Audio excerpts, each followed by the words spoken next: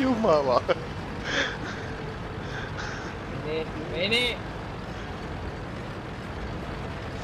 Simon, homo!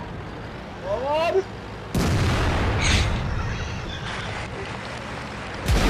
Au, saatana. Wir sind bewegungsunfähig. Schnell! Löscht das Feuer! Motor wurde beschädigt. Er zieht nicht mehr. Kette wieder funktionstüchtig. Ei! Los geht's. 23 miljoonaa näkyy panostus. Eihän nyt vittu saksalaisia vaan nyt läpäisemät saa. Laittaa vittu. Niin. No, laukes moottori. Mulla oikein ihan vittu. Jotain muu. Kuole!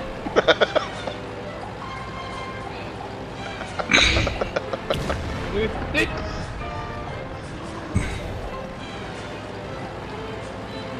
No, tää on hieno vittu. Niin korjaatta!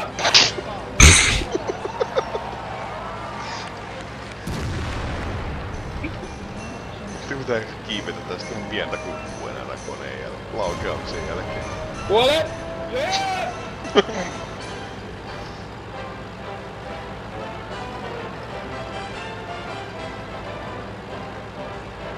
Kohta on tehnyt oman damaken vittu verran damakeen, niin hyvin menee, kuka on ehkä vaan 10 vuotta vittu takkiin.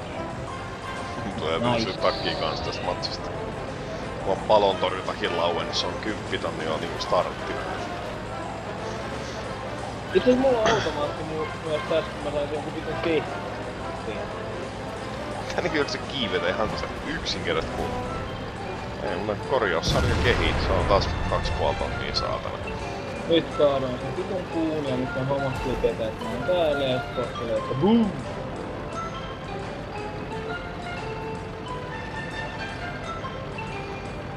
Vittu mä lähden nyt himme. Mä lähden himme. Ei ne voi vittu huomata, jos mä lähden. Kukaan ei huomaa mitään, mä lähden nyt ajan. En kuole, en kuole, en kuole! En muuten kuole. En kuole, mene! Homo! Homo! Yes, nice. Miten sieltä on huu tosi vajaa sinun joltain.